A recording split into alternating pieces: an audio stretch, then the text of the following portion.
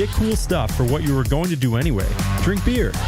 With Buy Beer, Get Gear from Labatt, you can just snap a photo of your receipt and upload it to the website to rack up points for exclusive merch.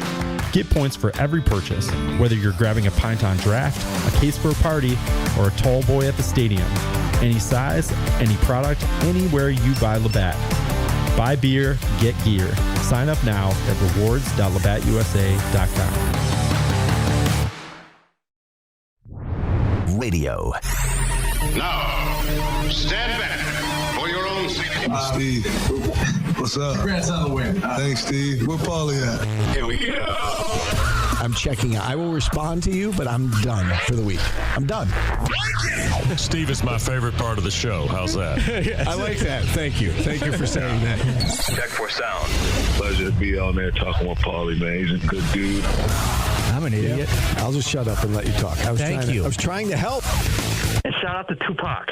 3, 2, 1, and This is Orange Nation. Well, hello, Paulie and Steve. With Stephen Fonte and Paulie Sibilia. Check the box. Good afternoon, everyone. Glad to have you with us alongside Paulie Sibilia. I'm Stephen Fonte. We've made it to Thursday here on Orange Nation. That means we've got the head coach of the Orange, Adrian Autry, will join us at 1 o'clock. And then the voice of the Orange, Matt Park, coming your way at 1:30. Plus, we'll mix in your phone calls throughout at 315-437-7644. What's up, Paulie? Not much, Stephen. How'd the move go yesterday? The rest of the move. It's going well. It's taking longer than I expected. Yeah. We got a lot of stuff. We're getting through it. Yeah, good. We're getting through it. Okay. Well, I'm here if you need me. I built my bed, and I heard this was under. I took it apart in about 20 minutes, and I got it back together in about an hour. That's impressive. But I lost a piece somewhere between my house and my new house. Really? Yeah.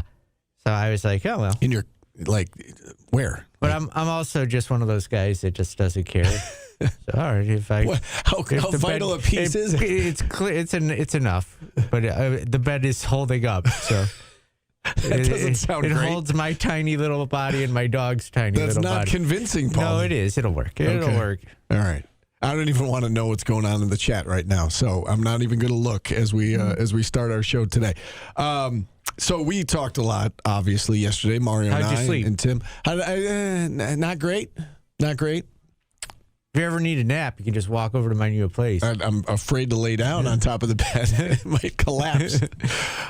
We talked a lot about the SU basketball game from the other night, the win over Florida State. We have not really gotten your thoughts yet on that win. What stood out to you? What stood out to me is more of the reaction to it from two different sides. Was the fan base loved it because they scored. The coaches hated it because the other team scored. Yeah. And it wasn't level 5 the whole time. And it was one continuous defensive dip that they just outscored a team that doesn't play great defense, that just gave up 113 to NC State, So it's funny because it was aesthetically pleasing to watch. If you're a basketball fan, it was like watching an all-star game. Yeah. And but it just wasn't. It wasn't what the coaching staff wanted defensively, because they want a rock fight from the other team. They want in the 60s. In defense of the fans on this one, I would say that it is encouraging to them because I think we collectively, fans, media, everybody from the outside, we collectively have seen that this team can play really good defense. I think there was some concern that can they win that kind of game? Do they have it in them to score 94 points in a win? And so I do think that in part that's why fans were so encouraged. It was like, okay, you know that they can win, a rock fight. Can they win in a shootout? And we saw that they were able to do that Tuesday night. Yeah, but it's easy to score 94 when the other team doesn't play defense. I get it.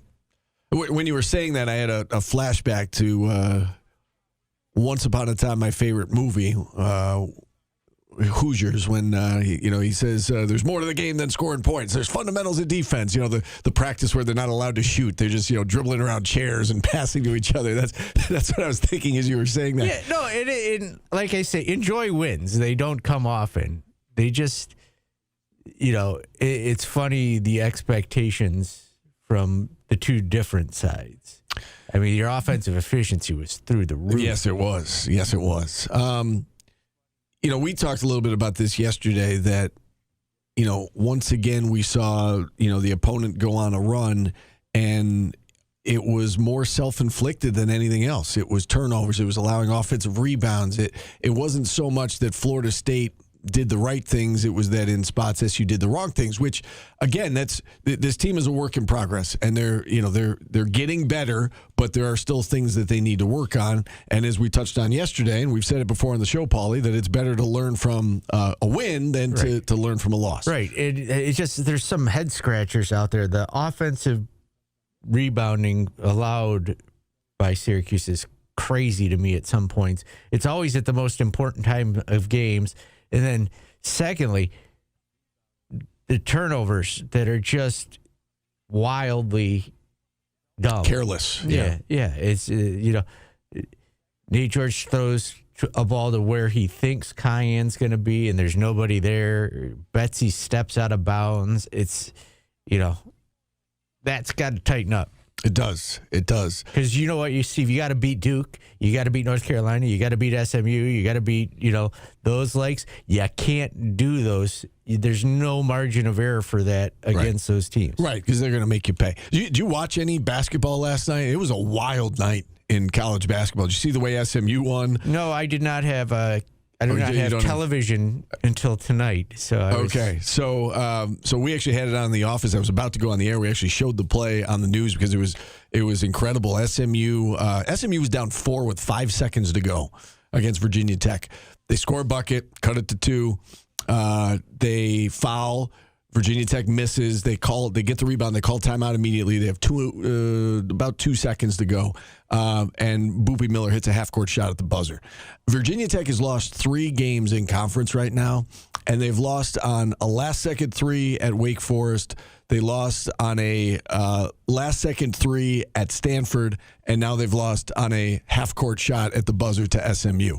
But the reason I bring it up, you talked about North Carolina. North Carolina was in control against Stanford. They lose on the road at Stanford. The ACC is just it's wide open right now. Aside from really the true top of the conference, which is Duke, and I'm not even sure there's another team at the moment in that same tier as them. Louisville has not looked as good. I know they're dealing with injuries. Virginia might be the second best team in the conference right now. Clemson's pretty damn good. Clemson's very good as well. But my point is there are some quad ones to be had. Like, I don't think North Carolina is unbeatable. I don't think Louisville is unbeatable. Yes, they're good, but certainly not unbeatable. So there's going to be a lot of opportunities in the month of February. To your point, though, they got to shore up the attention to detail stuff, the not committing careless turnovers, the getting the offense, eliminating offensive rebounds for the opponent. So corralling those defensive rebounds, they got to shore that kind of stuff up as they get ready to face better competition.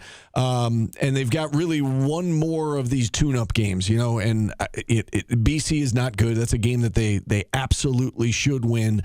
And then after that, they're all about the same, right? They're all a bunch of quad 2s and quad 1s, and you got to be better going into that stretch. Yeah, and you just can't make mistakes, and hopefully they get them out of their system now, and you get through BC. You can't overlook games either. You don't just roll into road games. We've been saying this all the time. You don't just roll into road games and get a win.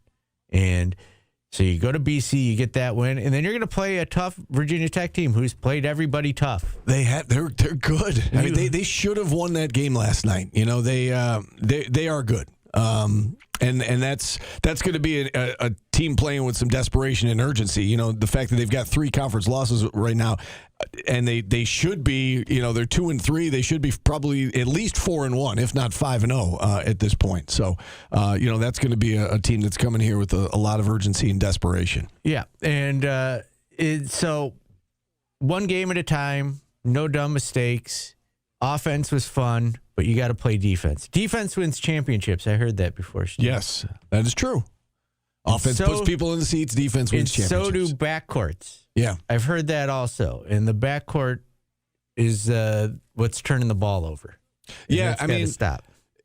I think you can live with it in a game in which your point guard gives you 13 assists, but he does have to get. But even if you do that, he's got to cut down on the number. Yeah. Even if you go 13 assists, but your one turnover is just dumb, you got to eliminate. Got to eliminate it. Yeah. I'm 100% with you. He makes some head scratching turnovers. What do you think about JJ and the way that he's played of late? Do you think that it's style of play, like the fact they were getting up and down and that it plays to his strengths? Is it the fact that Donnie's back and he's able to go back to his role? Is it because they're playing lesser teams, or do you think that he truly is? But do you think that we should expect better. This moving forward? Yes. Yeah. If Donnie stays healthy, everybody's going to be better. I agree with you. And we got called a lot of names last year, Steve. I don't know if you recall this. But we said they probably would have won 3 or 4 more games if Donnie played. Excuses. You're making excuses. Yeah. Yes. They wouldn't have beat Notre Dame. They would have crushed Notre Dame at Notre Dame if Donnie and JJ were playing together. He's really good. He's really good. And we talked a lot about this on the show yesterday, that it's not just the fact that you've got your best player back and the points that he brings to the table. It's that everybody else is better when he's there. Yeah, and I said this prior to him getting hurt. He was different this year. Like, this is his team. Yeah. Like, he was yelling at guys. He was calling the huddles, Steve, those very important huddles. They are important. He was bringing them together. Yeah. Yeah, this is his team, and he's the leader of this team. Yeah, I think you saw that certainly in that second half on Tuesday. The intensity, the want to, it does feel like he's kind of making up for lost time, and he's not to be denied right now. And even the Clemson game that they lost, he played like that in the second half. It was, give me the ball, get on my back, we're going to win this game. And unfortunately, they came up just short. But not for a lack of effort out of Donnie Freeman. You're absolutely right. This is his team, and they're going to go as far as he takes them. And he looks every bit the part as one of the best players in the ACC right now. The only thing that would have been if he had stayed healthy and they won 18 games last year, they probably wouldn't have him this year.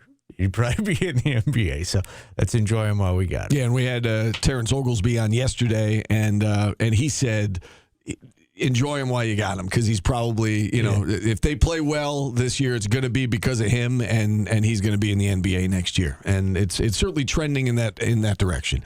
He's been very good, and again, I think that everyone else around him, I don't think it's a coincidence that JJ's gotten better, Nathan George has gotten better, everybody's gotten better around him. He helps with spacing. He helps everybody kind of get back to their natural role. And, this team has the potential to be a dangerous team with him on the court and everybody else playing like that. Yeah, and but you got to take care of these games, and they have so far. Would have been great to get that Clemson game.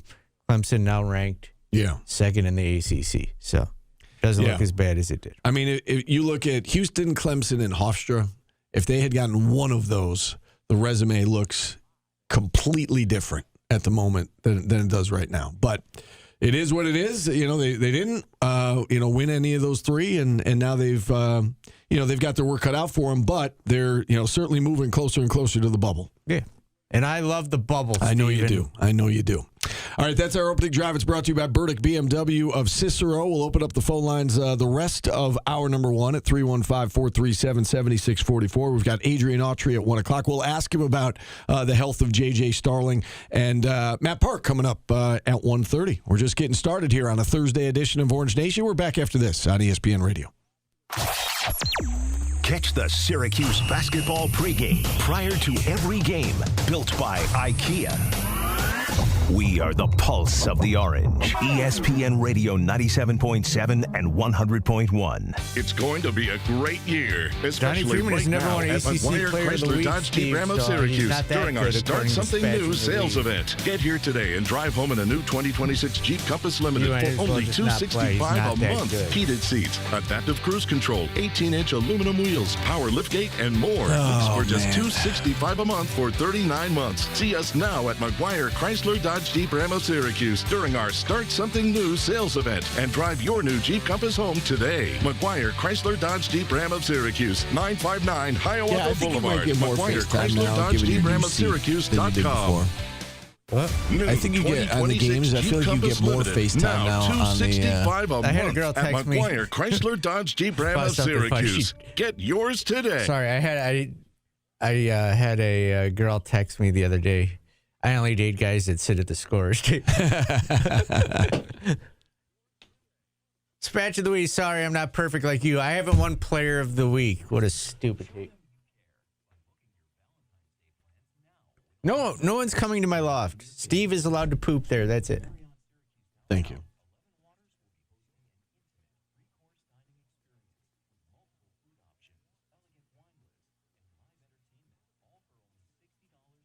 Good. Sorry, I'm back. Gaper. I'm sure the numbers were outrageously great, too. Gaper, you would hate a show of Steve and Mario.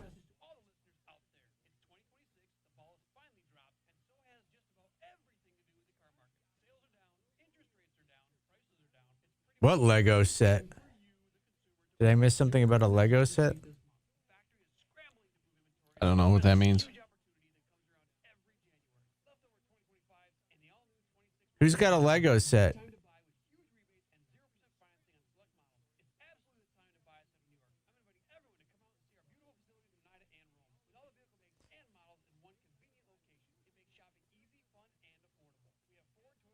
Do you guys have a show called The Poon Hounds?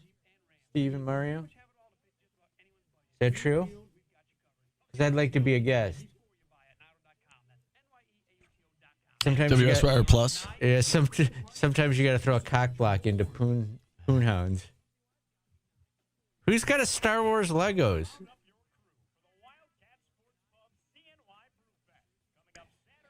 Yeah, we had to sit very close to each other because I couldn't figure out how to move this mic yesterday, and I was like locked into like I could only go this far, and he was like right there, so we were very close to each other yesterday.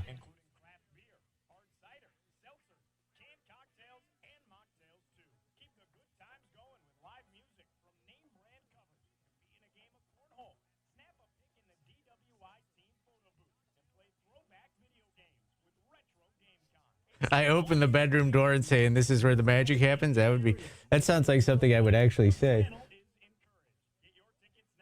I'm doing deep cuts, Steve, because we do LL Cool J every other day.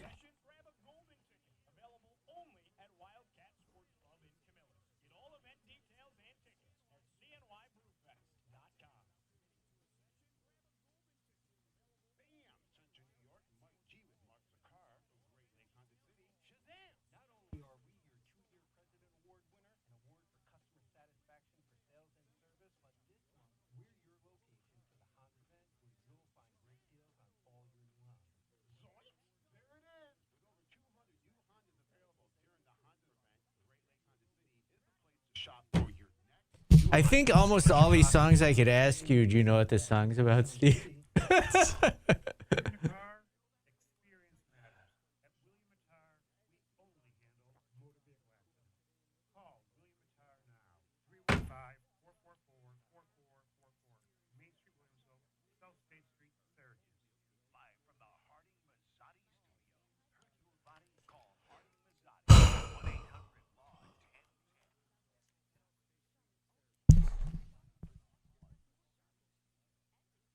So you can use less.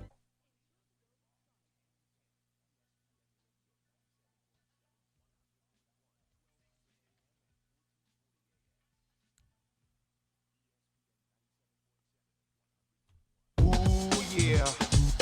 Welcome back to Orange Nation. Hey, yo, man. Did you see that, Steve? I caught that something was playing underneath, and I shut it off prior to coming out. You did great.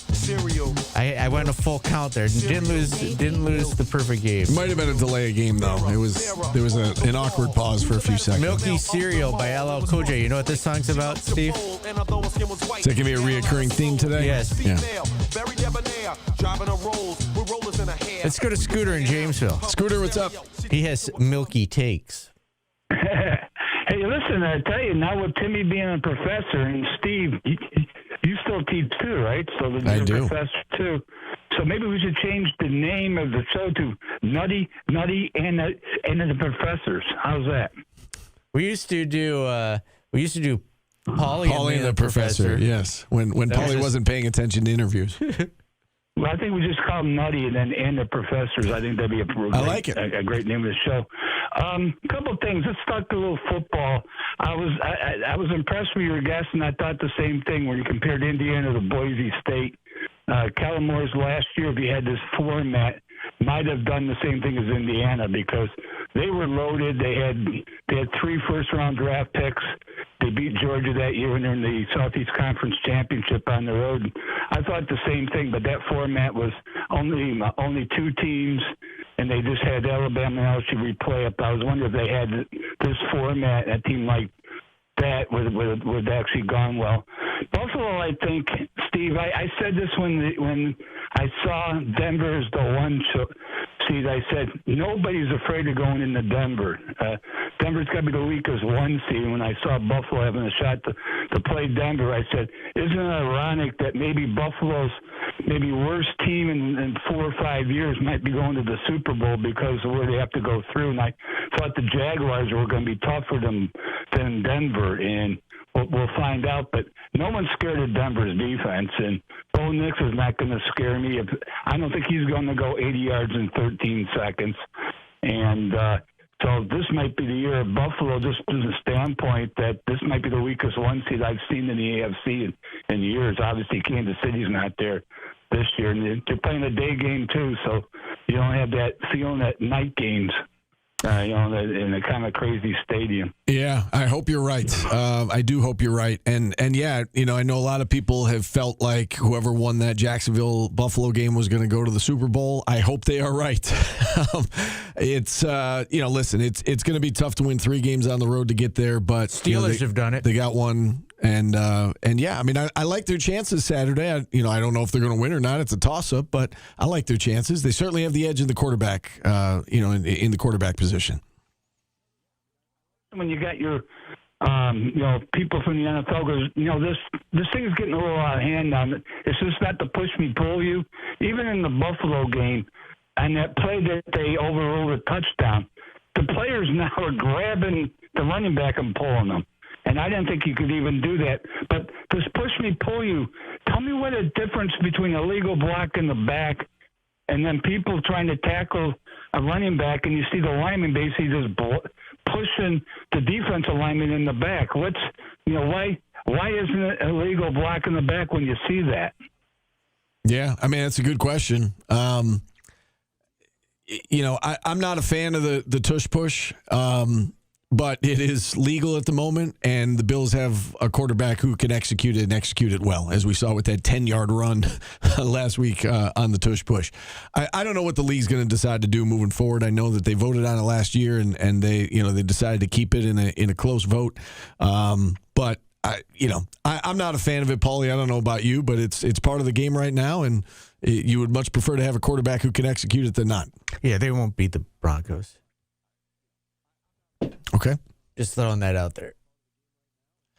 I mean, it's a 1-point spread. It's a toss-up. It's a 50-50 proposition. Just letting you know, they won't win that game. Why do you say that? I'm curious in terms of are you just saying it's hard to win back-to-back road games. Well, that is true.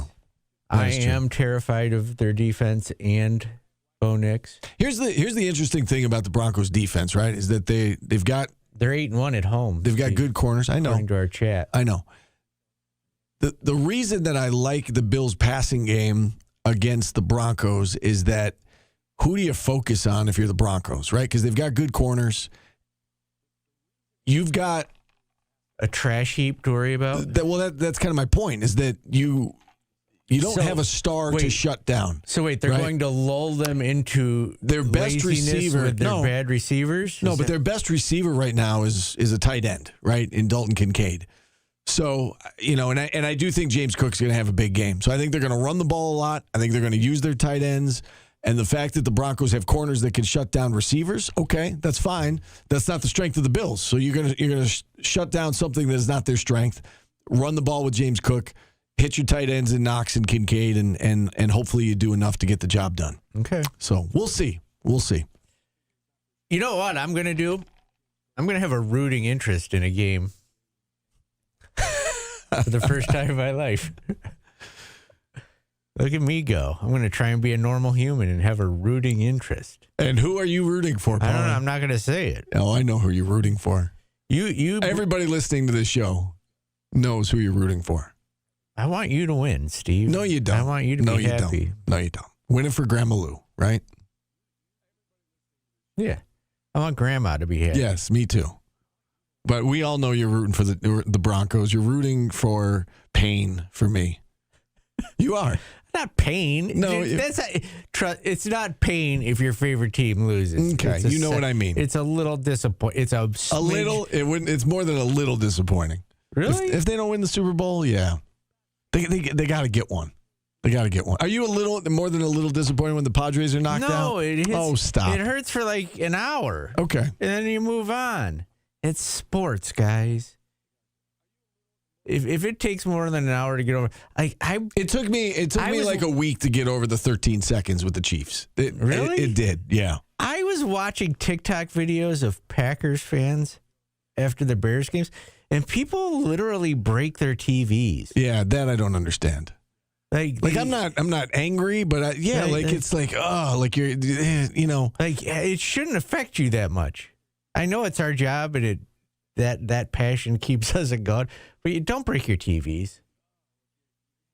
I mean, how do you feel after, you being a Syracuse basketball fan, after they lose in like a Sweet 16 or like a Final Four, like you're over it in like the only time I was really disappointed was that the Tyler Ennis team losing in Buffalo. That one took the whole drive back from Buffalo. Okay. The next day, my life just kept going. What about Syracuse, Indiana, 87? You're over it? No, I was a teenager then, so it was acceptable because I was mentally immature. Gotcha. Yeah, I don't know. I mean, does it ruin my life when the Bills lose or knocked out of the playoffs? Of course not. But does it take a minute to get over it? Yeah, I mean, there's a certain void after they're knocked out, right? I mean, so like the Bills in our family, like it's family time. Like we go to my dad's house every Sunday. We watch the game. We have Sunday dinner. Everybody comes over. It's like it's a thing. And so when they lose, it's like no more Sunday. We still have Sunday dinners, but no more Sundays for the Bills games. It's just there is a void after that. So when they lose in that kind of fashion, like the 13 seconds fashion, it takes a minute to get over it. All right. Well, I'm here to take your calls, and I'll talk you guys through it whenever you lose. I'll get you through it. I appreciate that. You know what? You guys can still maybe not use football as an excuse, and as a family get together. We do. We still have family. Dinner. We still have family dinners on Sundays. But I'm saying, like the Bills during football season, that's part of the day, right? It's like it's built into the day, and then all of a sudden it's not there anymore. So anyway. Dominic says he's still not over Indiana. You know who's the only person that should not be over that by now? Are the players and the coaches. So we moved on. Look at me. Since then, I'm working with Stephen Fani. I got a radio show, loft life. What more could you want? Yeah, like this is I'm living the dream still. Yeah, it's okay if your sports team loses. I didn't say it wasn't okay. There is some disappointment. Yeah, of course there is. Let's go to Drew in Syracuse. Drew, what's going on? Hey, what's going on, guys?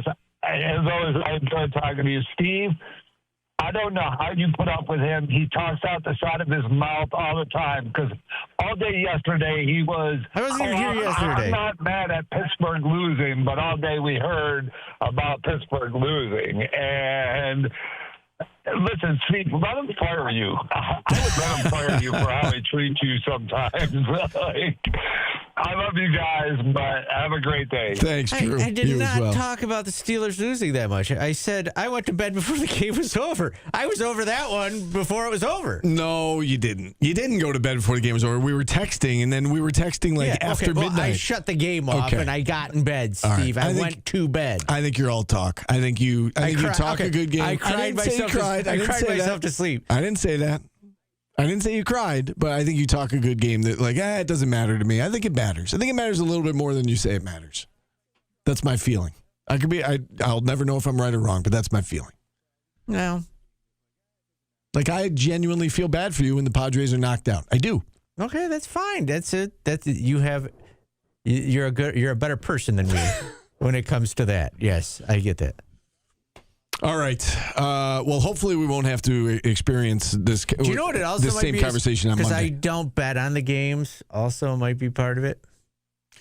Yeah, but whether you're in addict. Stop. I'm not. But to me, it's not it has nothing to do with betting when it comes to the Bills. It's they're Paulie texting Steve while he's in bed seems creepy. No, it happens all the time. I'm laying in bed texting Steve. For the record, I am not laying in bed Yeah, when he texts me. I'm on my couch. You up? That's how he texted you up. No, I was. You kept saying you were going to bed, and I kept getting texts from you, and it got to be past midnight. No, you didn't go to bed, Paul. If you aren't a little, I get upset by it. It's just it doesn't ruin my day. I didn't say it ruined my day. You just said it took a week to get over. Well, it. yeah, where I wasn't thinking about it or what could it teams are getting ready to play that next game. Watching the Chiefs the next week, it was hard to watch because you're like, man, that should be the Bills. That's what I mean by that. No, it shouldn't. You lost. Well, they did, but they shouldn't have lost. There are games you lose that you shouldn't lose. That was one of them. All right. Yeah. Everybody will be fine if sports losses are your biggest problem. Yeah. And I didn't say that either. They're not my biggest problem, but I want the Bills to win a Super Bowl. It would mean a lot to me and my family. It does get me a little upset, but I also use sports as an escape from reality. I get mad at my boss. I get mad working with you. I can't take your stupid takes. I go home and I put sports on, and it just takes everything away for 2 hours. Yeah. And you know what? It's my favorite team, and if they win or lose, I just got to watch the highest level of and it's fun for me. That's how I take in games. And then when my baseball team loses, I move on to my NFL team, and then when my NFL team loses, I move on to my NBA team. So in all seriousness, the other night, well, maybe not. Maybe that's a bad example because the game, kind of got away from in the fourth quarter. But if the Steelers lost on a last-second touchdown, the worst. Would you be able to go to sleep right away? Yes, yes. Yeah. If I can fall asleep, I can't. What are you thinking about? What plays they should have run? No, just replay. I don't know. And in a tight game like that, isn't your heart pumping a little bit? Or are you just sitting there comatose on the couch, right? I mean, there's some emotion involved. Your adrenaline. I've told you, if that game happened to me, I would have been the game would have been over, and I still would have been staring at the TV for about an hour. Yeah, that happens. Right. But it doesn't affect my sleep. Okay. Yeah. No, I'm trying to think of the Steelers lost to the Chargers in the AFC Championship game. That was probably the worst loss of my sports life. I hated that just because my brothers got to rub it in. And then the Chargers went and got blown out by the 49ers. That the Kawhi Leonard shot hurt for a little while. Yeah. But I got over that against the Sixers. Yeah, it happens. Okay. I don't think I'm in the minority here. No, I don't think you are either. Okay. I'm not saying you are in the minority. That's not how I consume sports. Gotcha. All right. I don't lay in bed and think of, if McDermott called a run play there, it's that. No, yes. Well, last year when they got knocked out of the playoffs and the ball was literally in Dalton Kincaid's hands and he dropped it. And that's the difference between winning and losing. And you're like, man, this team is good enough to win the Super Bowl. If he makes that catch, what could have been? Yeah, you think about that as a fan. I at least I do. And I don't think I'm in the minority on that. Alpha Guy says, I don't think you would be a sports media person if you didn't let your teams affect. No, I think it helps me.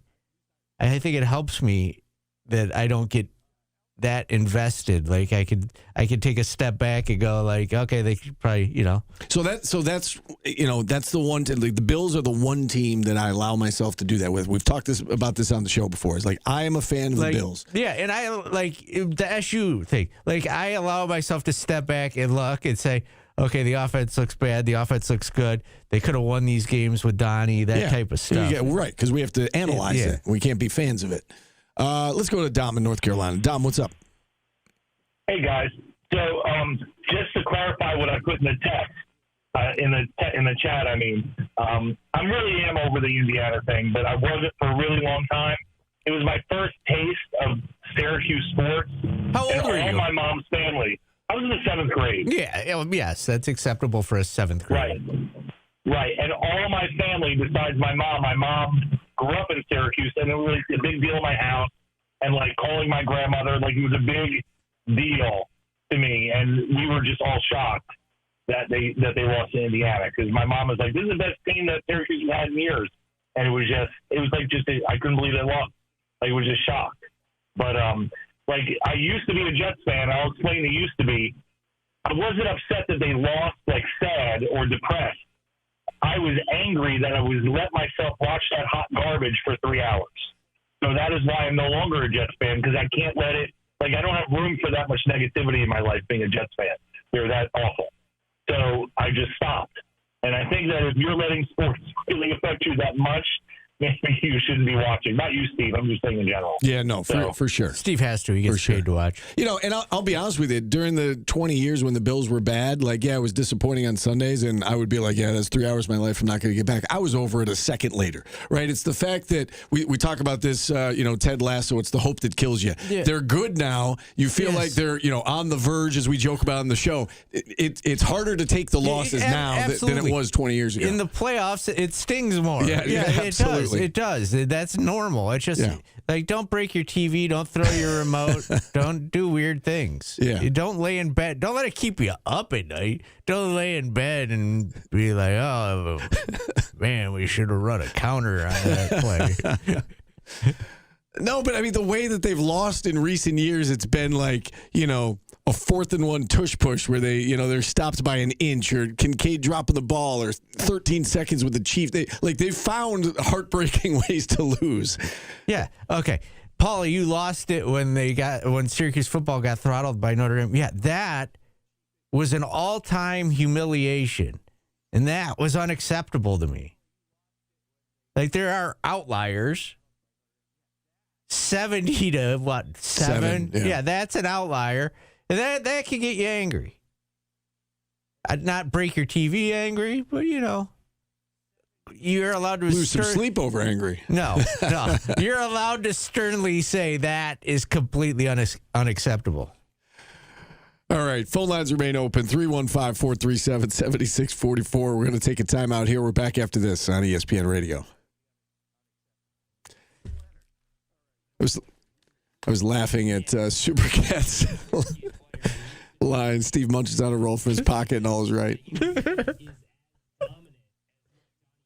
know what I had for breakfast today? I had a peanut butter sandwich on a roll. That was my breakfast. I like bread.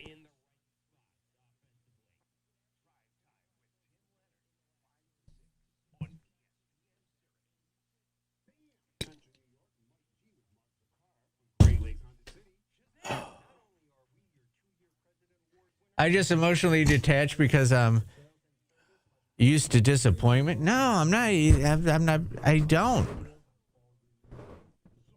I take things that actually affect my life very difficult. Like I let that emotionally get to me.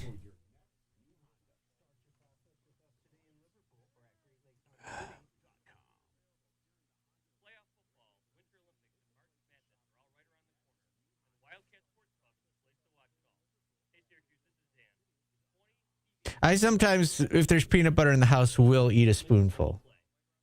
I mean, yeah, Kevin, I'm with you.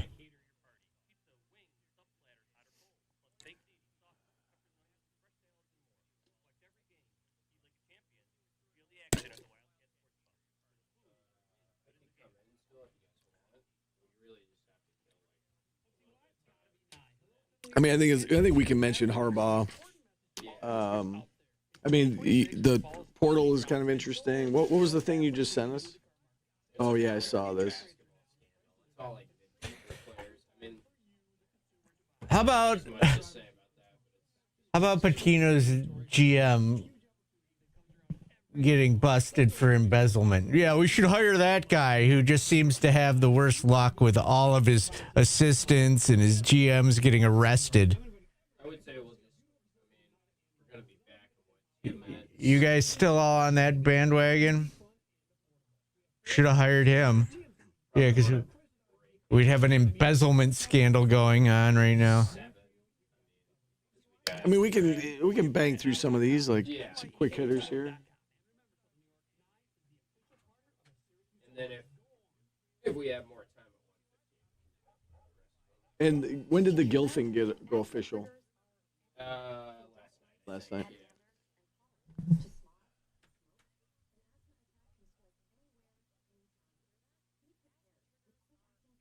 Order of importance, I guess we'll touch on Harbaugh. And then transfer portal window. The South Carolina thing would probably take longer than actually. 9-game redshirt rule? Yeah, you see that? It's not approved. It's just approved by the coaches. NCAA has to approve it. That's crazy. Yeah. You want to talk about that? Is it just a one-time thing, I assume? You just get one time? Yeah, but I mean, it's basically 5 for 5 at that point. Basically, get 5 years to play. Yeah. Play 9 games. That's per year. We're trying to minimize opt-outs in the season.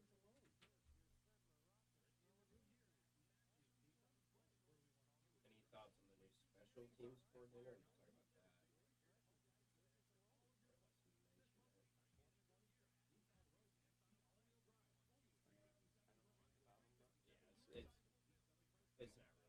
I heard he's really good at onside kicks. No, I don't know. His team, Bowling Green, ran back the opening kickoff. That was good. Whatever they had cooked up for that. Do that again. That's pretty good. Kick returns don't even matter anymore. You don't even do it.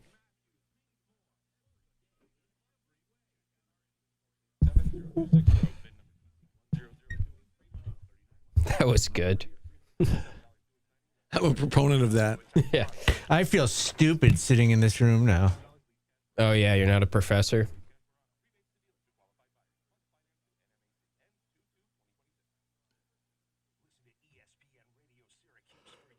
Oh,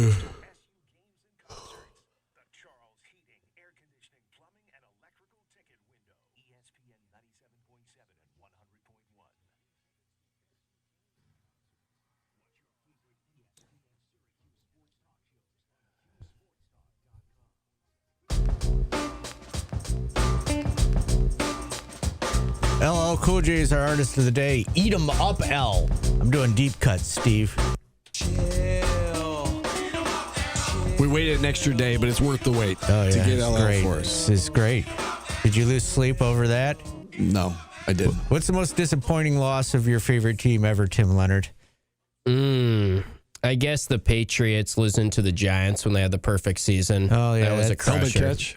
Some people are going to say, like, oh, their only loss of the year. That's a really tough year you had to go through. But it hurt more in that season because I thought it'd be really cool, obviously, if they completed the perfect season. So we have a short period of time to get this done. And I was going to say, well, we could get it done as long as Paulie doesn't get us off topic. Right. And immediately, Paulie has us off topic as we... No, I kept us on the topic we were just on. No, well, we're getting to today's business here, Thank though. you. We only have a couple minutes to do that. Brought to you by... Superior Save Plus your story. Propane. Save your story, Steve. Let's go. All right, John Harbaugh to the Giants. About what I expected. It seemed like they were targeting him from the jump, and it seems like the right hire for the Giants. I think Giants fans should be excited, right? Yeah, this could be a win-win for everybody involved. You know, it was one of those things where maybe it felt like it had run its course in Baltimore. He moves on. They get their new coach, and the Giants, I think, certainly get an upgrade, at the head coaching spot as well. So this has the potential to work out for all parties involved. We'll just go rapid fire here. We got a couple. Do the Giants deserve him? We'll go rapid fire here. What do you mean, do they deserve him? I mean, Hey, come on. All right, go ahead. The transfer portal window in college basketball. Another obvious change that we've all been waiting for. It is going from 45 days starting the day after Selection Sunday to 15 days starting the day after the national championship game. I'm sure a lot of coaches wanted this, and I'm sure a lot of coaches are happy to not have to be juggling both things. I would imagine the players wanted it too, right? Yeah. Instead of having to worry about that, now you focus on the season when the season's over. No, but they don't need 45 days. A lot of guys have their minds made up, before the season's even close to being over. Let me ask you a question. I don't mean to drag this out, but are you allowed to opt out of the NIT as a player now, or can you know what I'm saying? Or do you have to wait till after the season? Why would you need to? What? Because it's after the national championship game. Yeah, I know, but some players don't want to get hurt, blah, blah, blah. Are you allowed to opt out in season? That's a good question. I would say it's not like football, right? I get guys don't want to get hurt during bowl games. Generally, you don't get hurt, that badly playing basketball. I don't know that that's going to be a major problem. I do get why, again, the football players don't want to risk it, especially guys who are trying to get drafted or whatnot, but they also don't want to play in the NITs. Partially yeah, I guess. We'll see how it plays out. Yeah. Sorry for... I think they need to change, almost like you were theorizing, Steve, for college football, bring some NIL into it or something. Yeah. They need to change the NIT format to NIL-based or something to create more intrigue in it, and they probably will do that, but this transfer portal window, I think, is a no-brainer. Had to be done. Yeah, had to be done, and... Like college football, a lot of players are still going to announce before the portal window opens, hey, I'm going in the portal. Right. But it's nice for the coaches to not have to juggle a visit on campus with getting ready for the Final Four. Yeah, I mean, that's crazy. Yeah.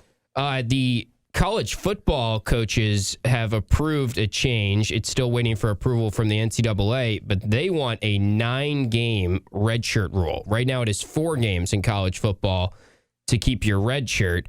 They're tired of the opt-outs in season. They want to move this to 9 games, which is essentially 5 for 5. You get 5 years, basically. I mean, 9 games is a crazy high number to keep a red shirt, I would say. Yeah, as you said, they're trying to deter guys from opting out mid-season. I get it. There's probably a happy medium somewhere in there. 4 may not be enough at this point because guys are opting out mid-season. 9 may be too many. There may be a happy medium somewhere in there. 6, 7. That came up yesterday. Yeah, Mario did that yesterday. Yeah. Maybe half the season, maybe 6 games, half the season. I don't know. But 9 seems like a lot to me. Yeah. Paulie, do you want to do your kicker now, or should we do it later? Are you ready? Yes, I am. 4 ways to beat anxiety and insomnia and get back to sleep, Steven. Oh, this is good for you from NPR. Wake up at the same time every day. Do you do that? Yeah, for the most part, yeah. Focus on a wind down time, not a bedtime. That's hard for me just given my work schedule because I don't get home from work until 12:30. It also says schedule your worry time. So if the Bills lose, schedule an hour after the game to sit down and worry about it.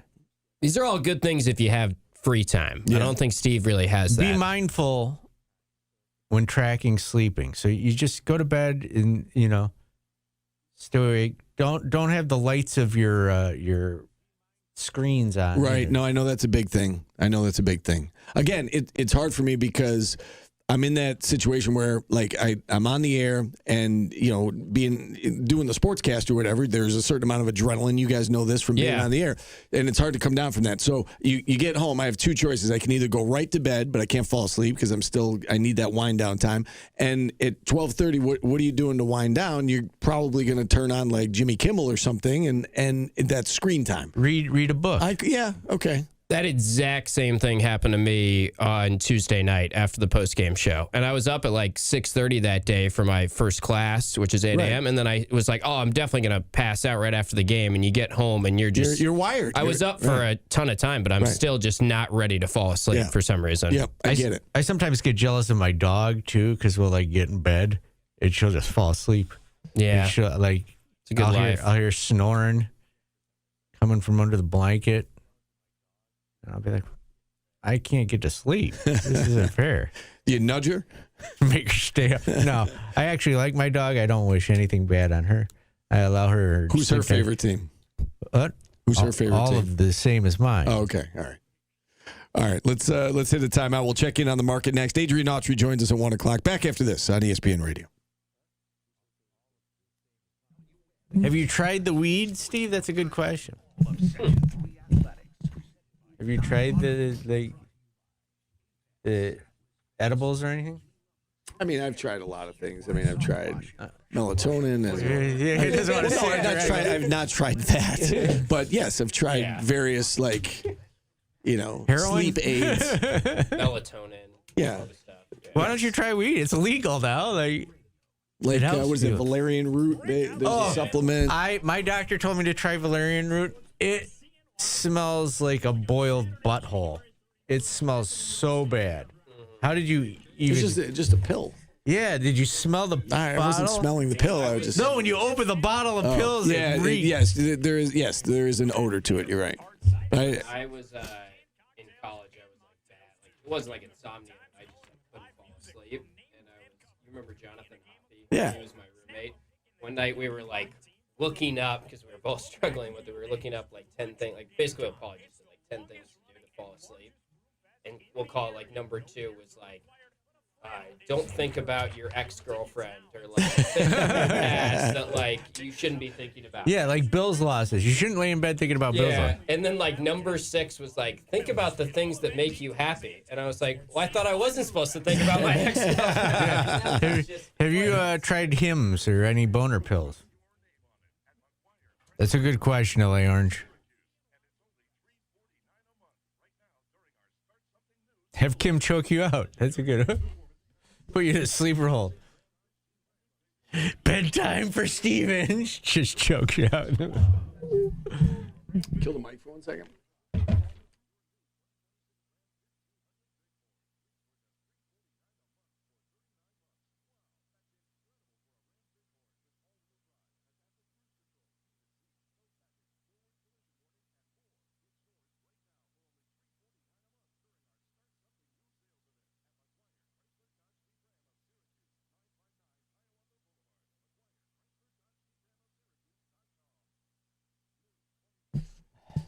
I had a misdiagnosis, Steven. You did? Yeah. You remember I said I had a bursa sac issue? I couldn't take it anymore. The pain in my leg has gotten so bad. I have sciatica. Really? I didn't realize I was pregnant. That's the only time I've ever heard of. How does it affect you? Just shooting pain down my leg. How often? All the time. It's ripping right through my thigh right now. That's awful. I got to go to PT.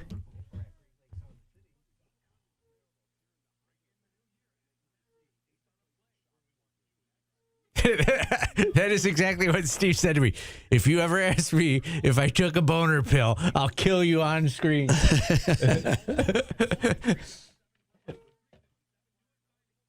That is wild. Yeah.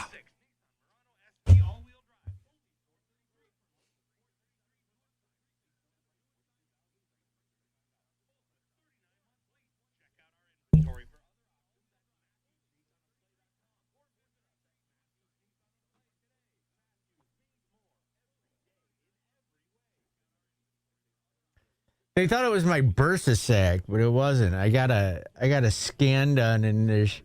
How does one get that? What, sciatica? Yeah. Your spine pinches down on a nerve. Yeah, so it's like a pinched nerve. Yeah. You right now would be out for a month. Just being honest with you. I mean, my neck's pretty bad, so I know pain. I've been lifting and moving that you didn't show up for. What's that? What'd you say? I said I moved furniture that you never showed up for. Okay. You did it on a day that I was not available. Because of a bill. You chose the Bills over our friendship. I'll be honest with you. I didn't know you were moving until I got the text from Paul. I didn't know that was the day. Did you guys just hear that? He chose the Bills over me. I would never choose the Steelers over you or the Padres. I just have it on my phone.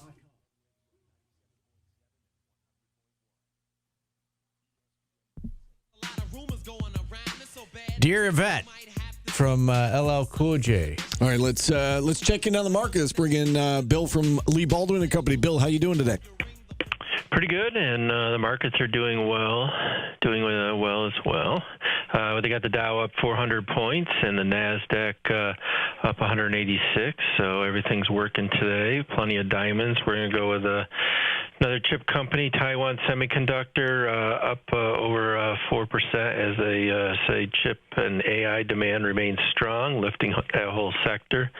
And on the downside, we have Eli Lilly, which has been on a big run the last couple of years on a weight loss drug, and they're seeing new competition this year, so we may see more weight loss drugs and pills on the market this year. So that's something to look forward to. Overall, the market's still looking good. All right, that's what we like to hear. Bill, thanks for coming on.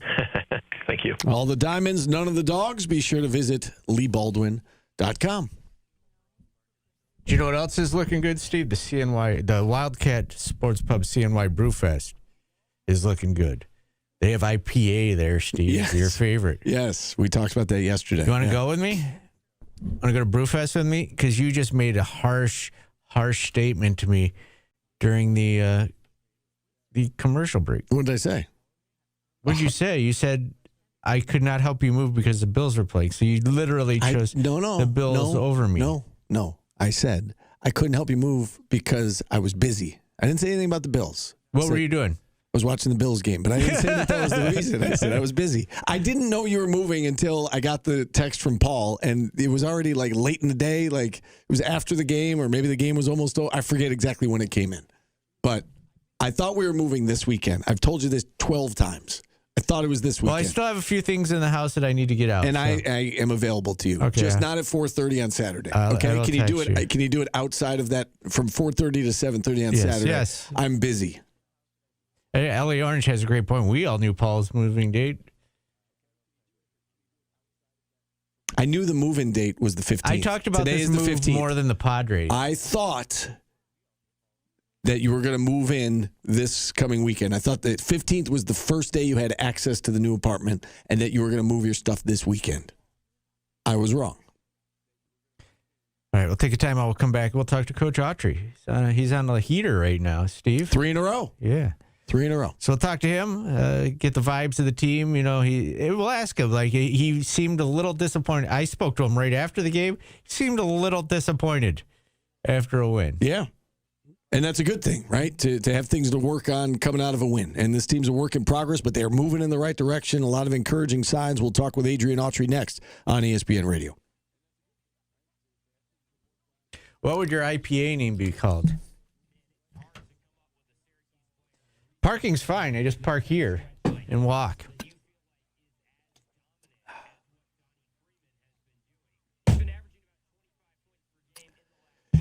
Yes, Batchy Louise, of course I have flaws. Ask your doctor about taking some CBD or some weed. I've tried the CBD, the drop, one drip on the tongue. I have tried that. Or under the tongue.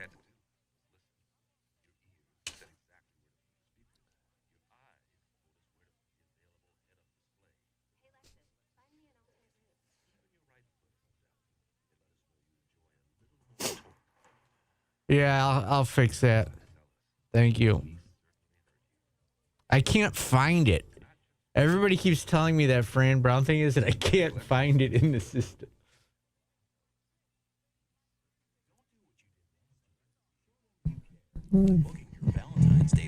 I put white noise on too.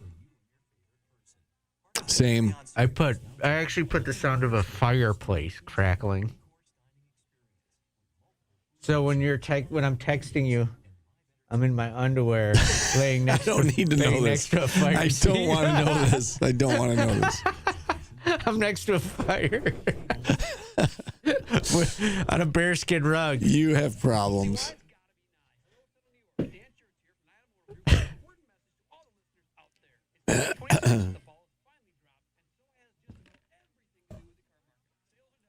Screaming Seagulls? I like it.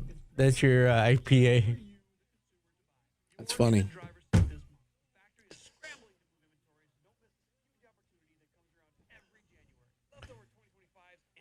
Mine would be Undateable. Undateable. Polly's Undateable IPA. Burying the Horses IPA. That's a good one.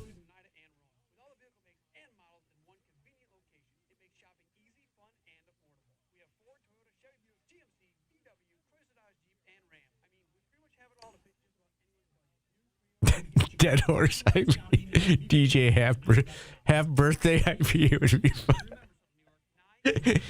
You're getting smoked. So many great. It's funny. You guys can make my IPA if you don't want to just keep picking on Steve. No, that's fine. Pork chop IPA, no sauce IPA. Robot IPA. A lot of options out there.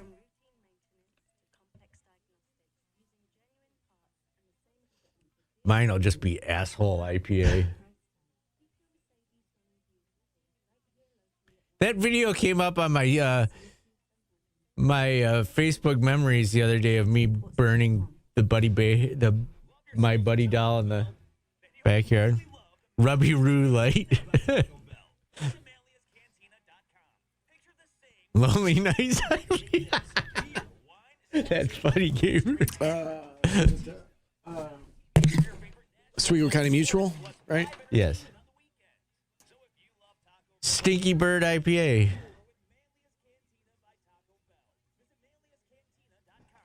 It is Oswego County Mutual, right? It's not the Honda. It's not the. Yeah. It's not the car one, right?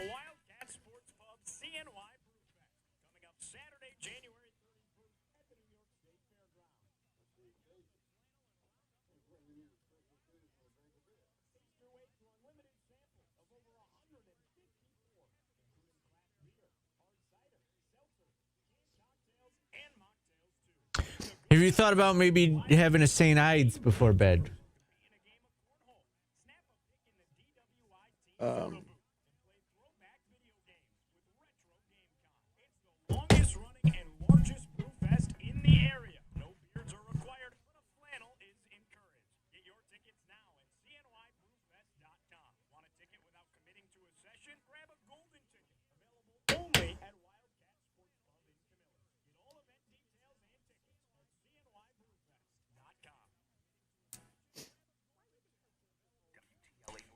Blame your sister. That's funny.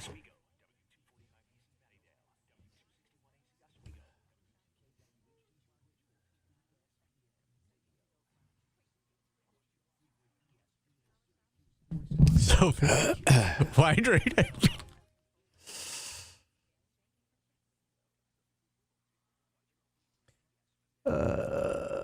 Oh my goodness.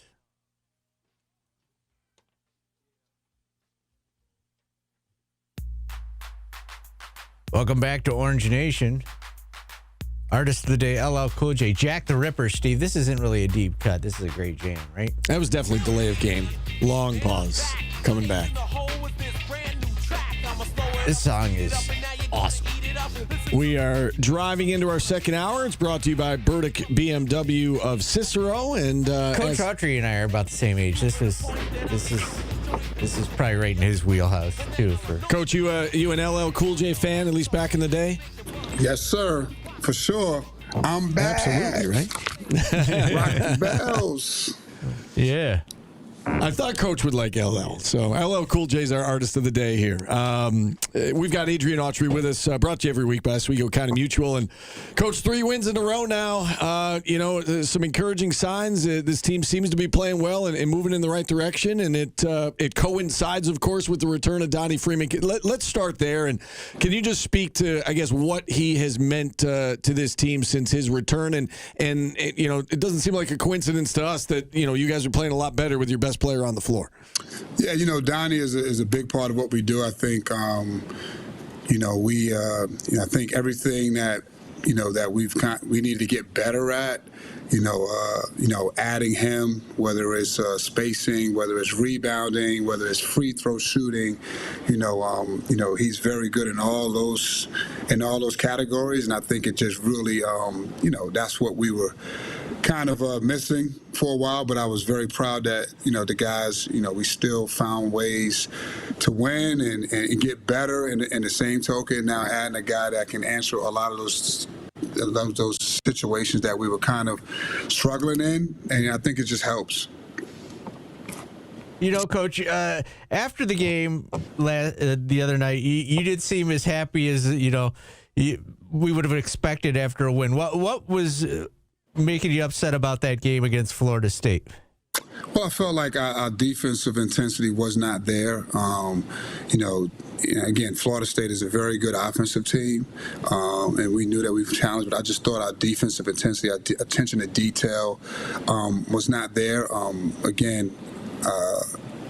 Happy for the win, but for the result. But the standard that we set out to have, we did not meet that standard last night, regardless of the result. We just didn't meet the standard. And again, I think this team has a ton of potential. I still think we have so much room for improvement, and I'm not going to stop pushing these guys, regardless of the result, to get to that. We've seen J.J. Starling really pick up his play the last two games in particular, 19 against Pittsburgh, 15 against Florida State. He seems to, be a lot more comfortable these last couple of games and doing what he's good at doing, right? Getting to the basket. He was efficient in both those games, 14 for 21 combined from the field, had 7 assists, just 2 turnovers. What has changed these last couple of games with J.J.? And, is there a reason for it? Is it the opponents? Is it, having Donnie back? What has allowed JJ to kind of pick up his play of late?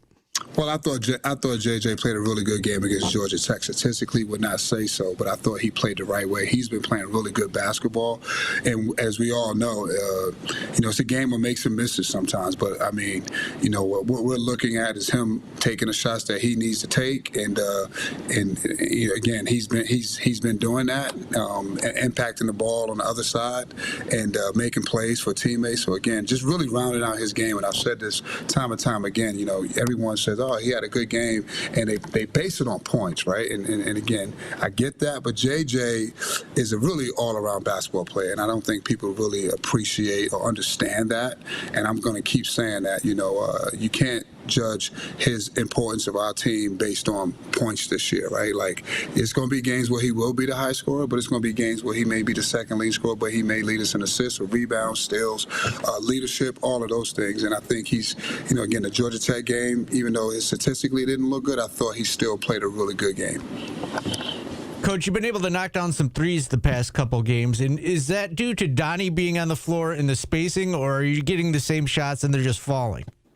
Well, I think, you add another capable three-point shooter with Donnie. And so, again, I think that's another shooter that you have that can, really shoot the basketball at a really high clip. And Tyler Betsy got some really good looks the last couple of games, and he's been really shooting it well. And Nate Kings is still not come around, but he's still capable. And JJ made some shots, and George, which I think we need to get some more shots for George because he's really shooting the ball well. So, again, we have guys that can make shots. It's just a matter of us, continually taking them and getting good ones. You mentioned Nate Kings there. What are you seeing from him in his shot? It seems like a lot of his shots are going in and then rattling out. Yeah, it's unfortunate, but, you got to keep taking them and making them, and eventually they will fall like anything. I mean, I think Tyler Betsy went through a stretch like that as well. But, that happens. I think you just got to keep shooting them, and we encourage him to keep shooting them. We believe in him. His teammates believe in him. So, again, I don't want him to start, passing up ones. We don't need him to pass up any. Coach, I want to get back to J.J. Starling for a moment. Fans were concerned with his hand. It seemed like he, jammed a hand or a finger and was kind of shaking his hand during the game. Can you just bring us up to date on his health? Is he okay? Is he good to go for Saturday? Yeah, I was concerned about his hand as well. He kept shaking it until he got the dunk at the end of the game, and it looked like that problem disappeared. So now he's fine. He's fine. Good. This stretch that you guys are on right now, 3 wins, and listen, it's not against Duke and North Carolina and Louisville, but it's hard to win in conference. And 2 of those were by double figures on the road, and then you come home and you take care of business by 8 over a Florida State team that shot the ball well that night. What has this 3-game winning streak done for the confidence of your team and the confidence of the guys here, moving forward? I don't think this team lacks confidence. It's really trying to get these guys to stay focused. I think that's a challenge for every coach, and not get ahead of themselves and really lock in game to game. That's a challenge of every coach. So this team does not lack confidence. This is a very close-knit group and a very resilient group. To be able to respond to the ebbs and flows of the game, they've really done a good job. I give them a lot of credit. Even the last game, they got it down to 4, I believe, and we responded, and they've been doing that all year. Now, obviously, we would like to play the perfect 40 minutes. That's not realistic, but I give these guys a lot of credit that the fight that they have, and just trying to prepare these guys for each game, and that's the goal that we try to do, is get ready for each game and take it one game at a time. You said a moment ago there, Coach, a close-knit group, and it does seem, from the outside looking in, like it is a very much a close-knit group. Where does that come from? How hard is that this day and age when you had 2 returning players in JJ and Donnie and everybody else is different and new to the program? Is it player-led? Is it coach-led? Is it how do you guys, I guess, how big of a challenge is that to be a close-knit group when you have so many new players, and where does that come from? It's a challenge for sure, but I think it starts with JJ and Donnie returning, understanding what we were trying to build. We spent a lot of time on building a real family and close-knit relationship as much as you can. We spent a lot of time on the court and a lot of time off the court getting to know each other, and I think that's been the biggest thing. And these guys, I give a lot of credit to our leaders, JJ and Donnie, but, being able to kind of, live it and push that even in, some tough times. And we haven't had really a lot of tough times this year, but, we've had some tough times individually, and I think they've been there for each other. When you look at this next opponent, Boston College, it's a team that, obviously is struggling in the conference standings, has yet to win a conference game. But as we all know, everybody's a threat. I think, if I'm not mistaken, didn't they had Louisville down at the half? They are capable. I mean, what do you make of this Boston College team? And I guess what stands out to you when you look at this squad? Last year I thought they were very good on the perimeter. I think, and I was and the inside as well. But I think they've increased their athleticism and physicality in the front court. Obviously Donald Hand is an all-conference caliber type of guy, so the talent is there.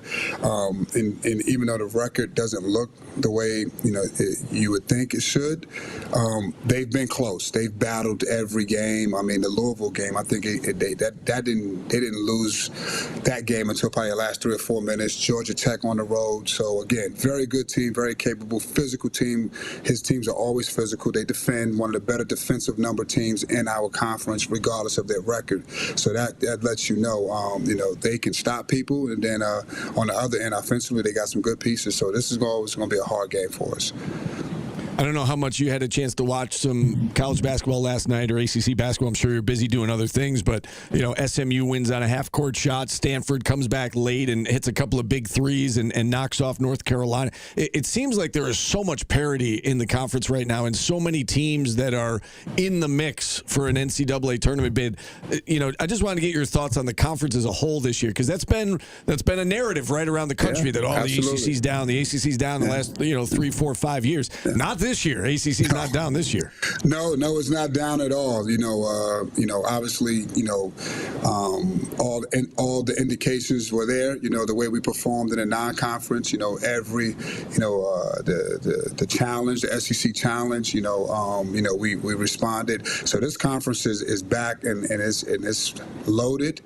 Every game is going to be a dogfight. You say that every year, but this year, not just from a conference standpoint, but from a national standpoint, you look at the rankings, you look at the net rankings, you look at all that, you just see, you can extend to, you can go from 1 to 50, and you can extend that out to 1 to 75. And we have more than a handful of teams, in those categories that you need. That shows that your conference is healthy, and it's going to be a tough conference, and it's going to be a lot of fun. All right. Next up, 2:00 tip on Saturday, Syracuse and Boston College. Coach, keep it rolling as you go for your 4th win in a row. We appreciate the time. Best of luck Saturday. We'll talk to you again next week. Thanks, guys. Talk to you guys later. All right. That is Adrian Autry joining us every week, brought to you by Oswego County Mutual. Paulie. If you would like to talk to Coach Autry yourself, you can do it in person at the Wildcat tonight, or you can call into his show. It's 7-8 TK99, the Coach Autry Show at the Wildcat. All right. 7 days. 8, Steve. I'll be there too, signing autographs in the corner. And Matt Park also. The audio will be impeccable. Yes, Matt Park, New York State Sportscaster of the He's year. having a good year. Yeah, there's no awards left. No, he's got them all. Yeah. He's dominating this year. All right, we'll hit a timeout. Nobody else was in the running for any of them, but that's not true. That's not true. That's what he said to me when we won our radio award, so I'm going to get him back with it. Matt Park joining us at 1:30. We've got one more segment to take your calls if you want to check in. We're back after this on ESPN Radio.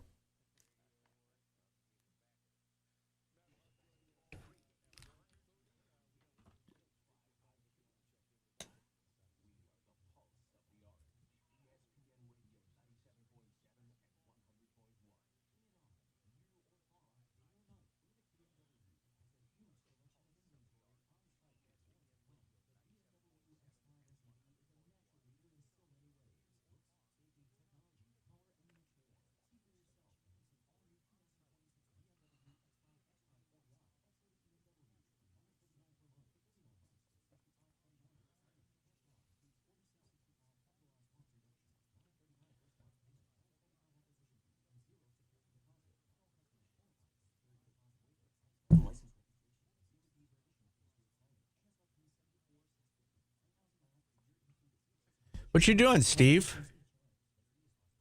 What do you mean, what am I doing? Hosting a show with you. What are you doing?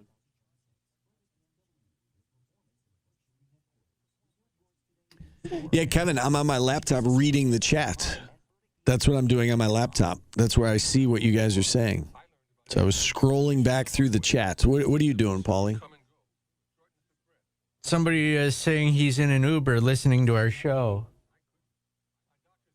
because the Uber driver's listening to us. Oh, yeah? What? Like a friend of yours reached out to you, texted you?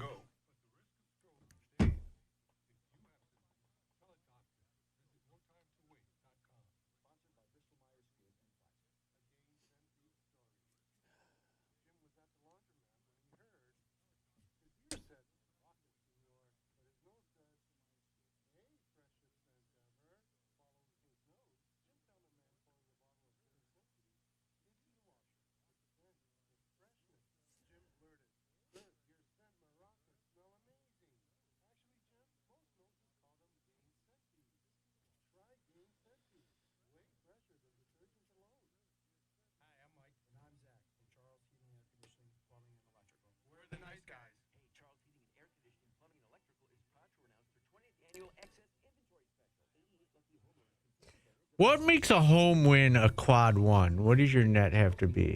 Top 30, I think. Oh, man. Miami's 2 away. Yeah, it's top 30. We need Miami to keep winning.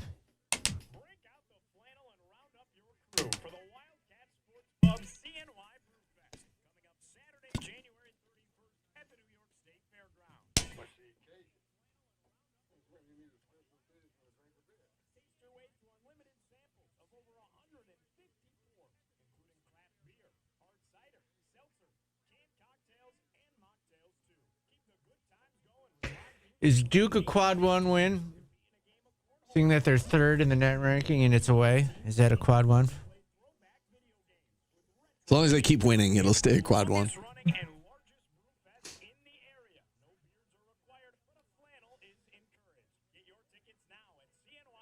BC going down in the quad 3, 184. PU.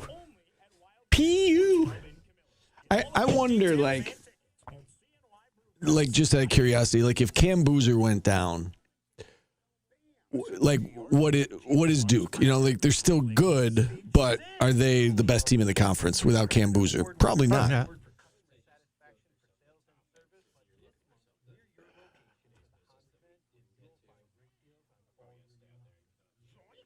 Okay.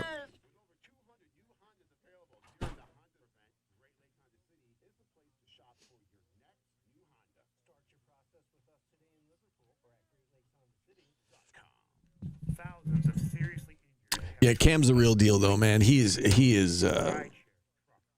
awesome.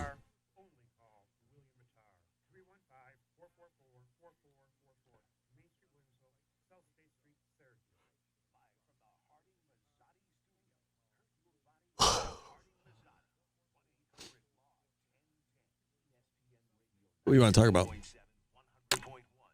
Good to hear that JJ's fine. Yeah. I didn't even know he was shaking his hand. I saw Tyler Betsy shaking his hand. It looked like he jammed his finger or something. Oh, no.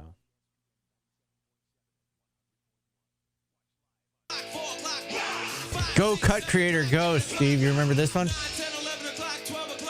I do remember this one, yeah. Off of Bad. Coach Autry, LL Cool J fan, saying I'm bad. I figured he would be, right? You know, about that age, you know, New York City. Yeah, I mean, that's... He's far more successful than I am for our age. Yeah, that is a true statement. Why did you say that? I don't know. You're like lamenting your life at the moment? Yeah, Yeah. Sad. Sad for me. Good news, though. J.J. Starling apparently was shaking his hand a lot in that game, and I didn't realize it. Yeah, he it was on the, you could see it on TV, and you know, fans of the game kind of picked up on it as well. You know, Adrian Autry checked in on him a few times, and you know, there was some concern that, you know, he wasn't in the locker room for very long afterwards when reporters were in there. He was in there, but not for a long time, and you know, sometimes that means that they're getting treatment, but it sounds like he's fine, which is certainly good news. I know fans were worried about that, and you know, he'll be all right. It's funny because I saw Tyler Betsy shaking his hand in the game, and I was worried about his hand. How good was Tyler Betsy? Yeah. If he can come off the bench and just be instant offense, it's going to be... Yeah. They weren't guarding him. Yeah, he knows his role, and you know, he just kind of finds a soft spot and he fires away. He hit a 3 on an inbounds pass that nobody was guarding him, and they left him open the rest of the game on that. They could have done it 3 more times.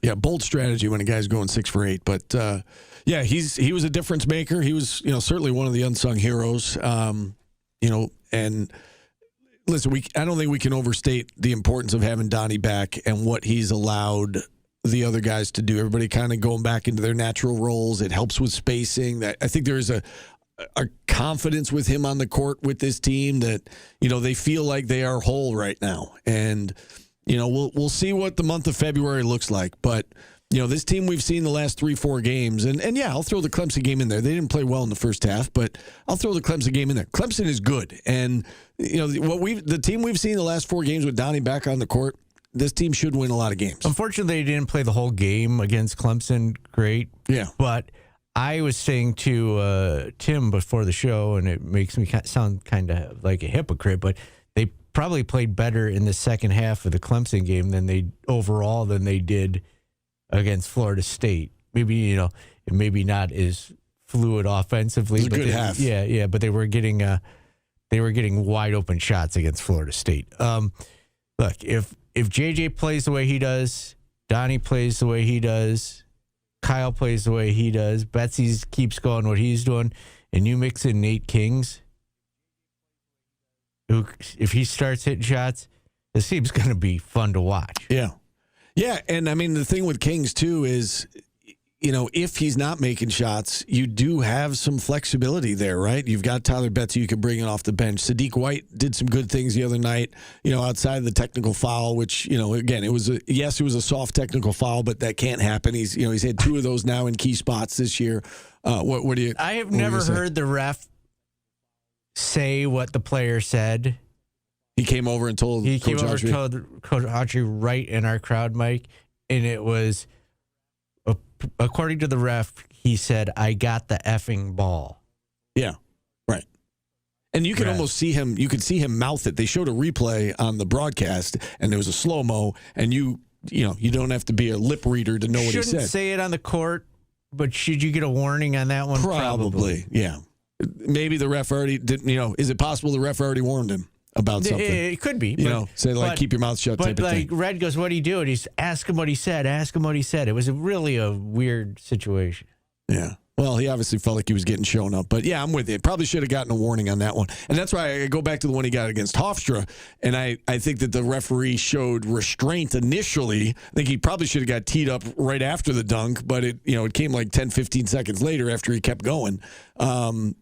This one, they probably should have given him a warning. Yeah. Anyway, my point is if Nate Kings isn't making shots, you do have some options at that position. It's too many technicals. One's enough out of a freshman. That's it. Yeah. Yeah. You learn your lesson. He can't do that anymore. Yeah. And it legitimately led to the spiral in the Hofstra. Well, right. It was a 5-point play in Hofstra, and it was a 4-point play against Florida State at a key time. That made it unnecessarily tight, all of a sudden on that one possession. So, and then Donnie had that turnover, but, made up for it with the block in the and one at the other end. I mean, that was a huge play in the game, right? Where Donnie threw that cross-court pass, picked off, went down, got the block, came back the other way, got the basket and the foul, and that was, that was a big play, certainly in the game. The 4-point lead could have gone to 1 or 2. Instead, it went to 7, and they end up winning the game by 8. But there is a lot to like about the way that this team's playing right now. And, we had a guest on yesterday who said it's a must-win. Terrence Oglesby said it's a must-win against Boston College. He's right. Like that, you cannot afford to lose this game. So they should win it. They're better than BC. Go out and take care of business. And then you get into these games where, you're going to lose some here and there, but I think this team's going to win a lot of games down the stretch if they can stay healthy. Yeah, let's hope so. I hope you're right, Steve. Not going to win them all, obviously. But can you win? Can you win enough? Is the question. You can't lose this next one. That's what I'm saying. You cannot lose. Like once you get past this one, then there's not really. Yes, you would have to beat them again. If you're going to lose one of the next two, you want it to be Virginia Tech. Correct. Yes, that is a good way to look at it. Yeah, so that's a good way to look at it. Basically, what I was getting at was there are no really bad losses the rest of the way, other than like Pitt, the last game of the season at home. They can't afford to lose that one. Probably Notre Dame as well, but there aren't too many bad losses on the schedule. Yeah, they've got a lot of quad ones and quad twos. There are some great wins. That's right. Right. So we shall see. We shall see. You want to be on time for Matt Park for the first time ever? Yeah, let's take a time out. We've got the voice of the Orange, Matt Park, set to join us on the other side. We'll continue the SU basketball talk with him next on ESPN Radio.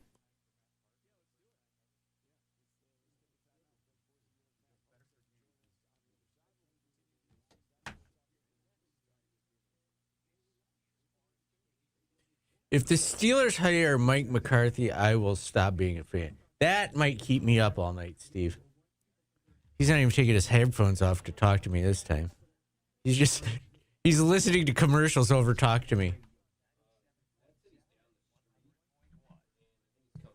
Okay.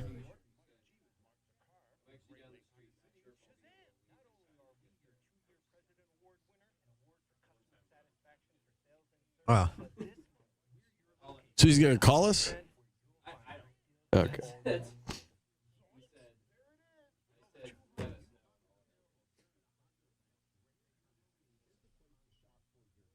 Did you hear me? If the Steelers hire Mike McCarthy, I will stop being a Steelers fan. Why?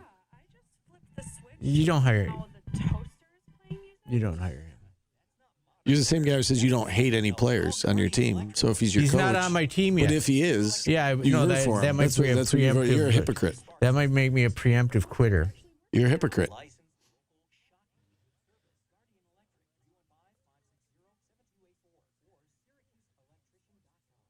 Mike McDaniel, I don't know about that one either.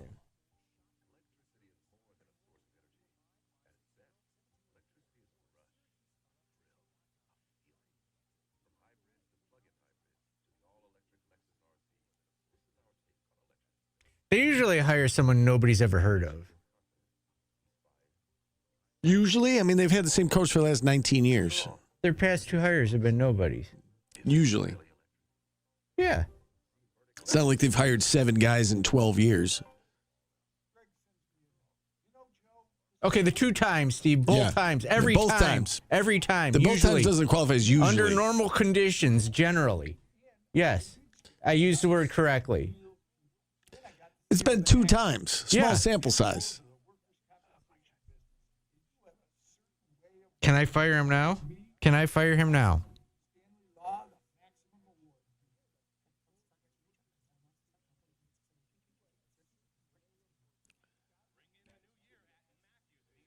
Two minutes.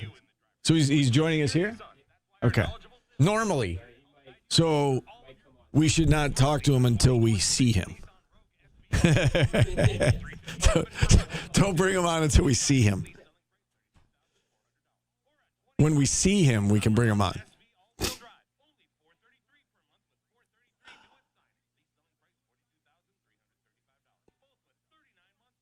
Oh, no.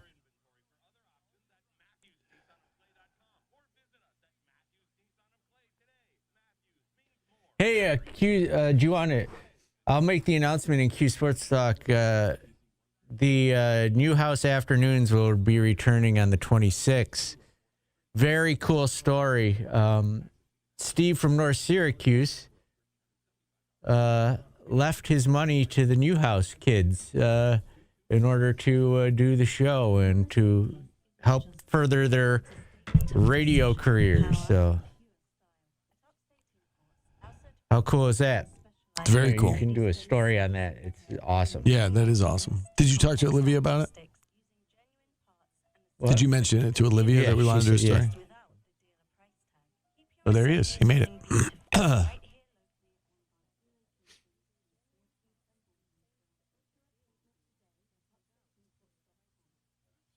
Hey, man.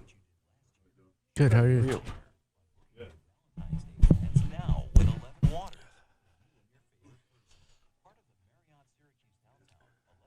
Is it? I mean, it's not blowing or Yeah. snowing, really. It's winter again. Blowing and snowing. That's my. Just when you think, Yeah. you know, you can have a night. You have one nice day, and then My life in Syracuse. Blowing and snowing.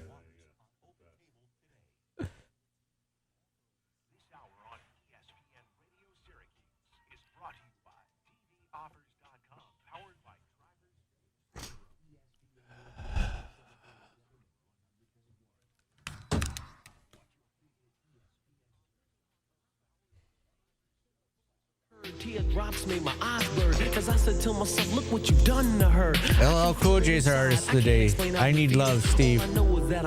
I sometimes lay in bed listening to this and cry myself to sleep, Steve. Don't text me when you're listening to this lying in bed, okay? Matt Park joins us live in studio. Yes, surprise What a studio treat. guest. The Sportscaster of the Year in-house. what's happening, guys? You're having a good year, Matt. You are. I don't know. They're running out of people to give it to. Nobel Prize is next. Yeah, no, Yes, it's yeah. things are going well for you. Congrats on all the honors. All the honors. Helping the needy for working with you, probably. That's the other big part of it. You know, Matt, this team's on a 3-game winning streak, and, you know, we keep saying that they look so much better. From where you sit, what has been the most encouraging thing since Donnie's been back and during this 3-game winning streak? Well, I you know, it's not rocket science, but everybody is recognizing Donnie Freeman is a game changer. And that's why a big deal was made of it when he was gone. And now that he's come back, you can see why. And it's not just his contribution, it's what he does to align everybody else at the right spot in the batting order. And everything else is kind of falling into place. Again, it's a bit opponent dependent as well.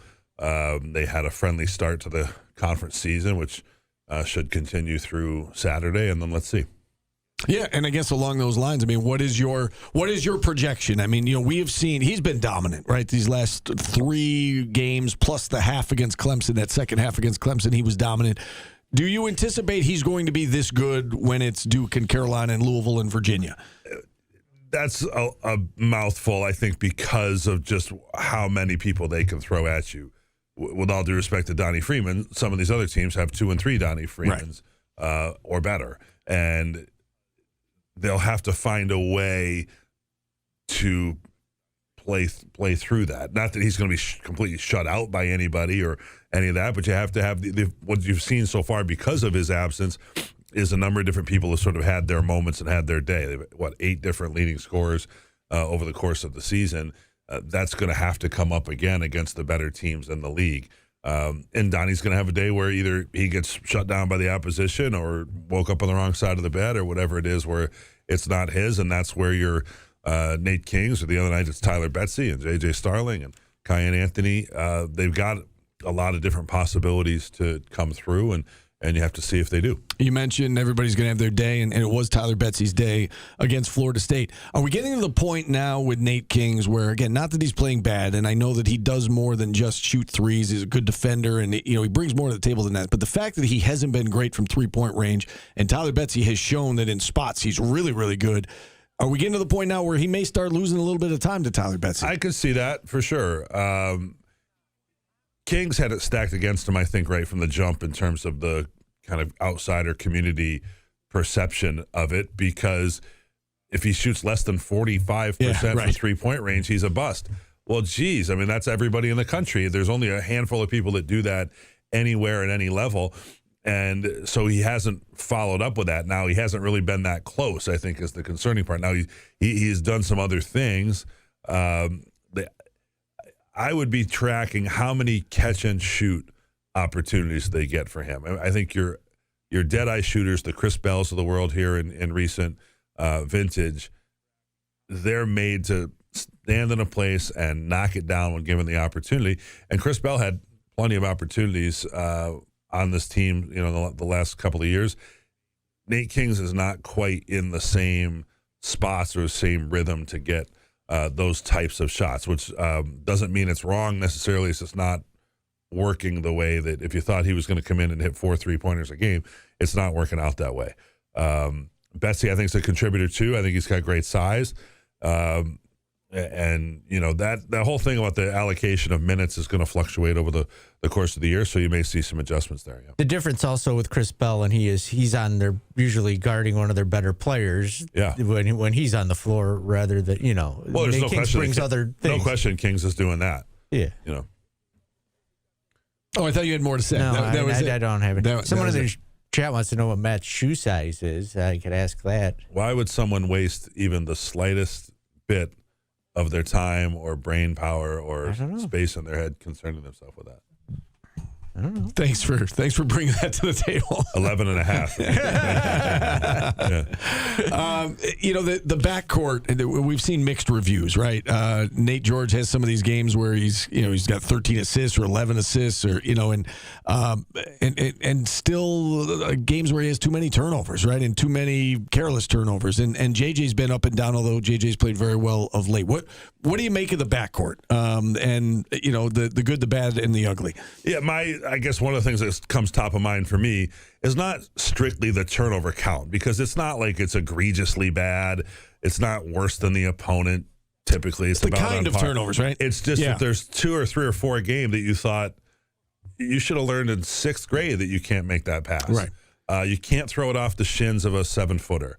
You can't throw the ball from 2 steps behind the 3-point line and feed the post. At this level, it just doesn't happen. You've got to get a better angle. You got to throw it with more urgency. The receiver of the pass has got to come to the ball. So that type of thing that's happened here or there is really confounding. Now, it does happen a little bit. We don't spend a lot of time on talk radio talking about the time that an opposing player steps out of bounds or whatever. It does happen.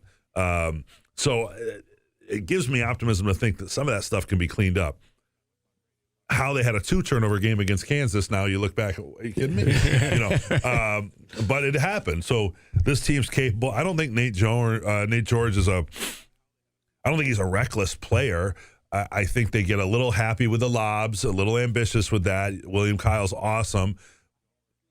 But just because it worked out this one time doesn't mean 4 times in a row you need to come down the floor looking for the lob play. And so I think they could rein that in a little bit and see some improvement there. We just had Coach Autry on the show, and he said he wants to get Nathan George more shots because he's shooting the ball well. Would you be surprised to see him taking up more threes, and would you like to see him take? Yeah, probably wouldn't be my first pick. It wouldn't. Nothing's really going to surprise me here. I think they have lots of players they like on the offensive end of the floor, and they really do want to space the floor, put pressure on the defense, make the defense crack, find the open man, and get a reasonable shot. I think that's really what they're trying to do, and you're all the better if the more players that you have that are triple threat kind of players, the better off you are. So if George becomes more of a scorer himself, I personally think George is better, turning the corner and at worst getting to the free throw line than I think he's some 3-point marksman, but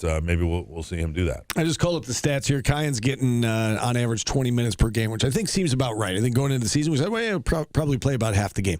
What is standing in the way from him getting more minutes? Is it the fact that he's behind JJ and Nathan George? I mean, the starting backcourt, that Red is comfortable with those guys, confident in those guys, or is it more so what he's doing on the defensive end that he's got to improve defensively in order to play more? I think it's both of those. I think just human nature as a coach is you're going to lean on guys that you've been there, done that with. And, J.J. Starling, I think, showed the other day he deserves kind of the benefit of the doubt. And it's not like he's immune to making poor plays or whatever, but I think you'd rather err on the side of benefiting the senior in most cases. And Kyan has plenty more opportunity.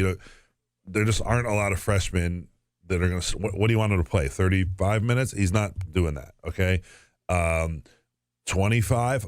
Okay, maybe, but those minutes have to come from somewhere. So let me jump in for 1 second. And there are the lapses or the liability, the times where it's just the Ole defense here and there, and Kyan's not the only one, but that gives a reason for him to come out of the game. So the game in which recently, what was it? Was it the Pitt game where he had 11 points in 11 minutes in the first half, and then we didn't really see him at all in the second half? I guess that's more so what fans are saying. Why wasn't there more Kyan in the Georgia second? Tech, right? Georgia Tech, right? Because Starling had the huge. Right. You tell me you're taking Starling out when he hadn't missed a shot in the first 30 minutes of the Pittsburgh game.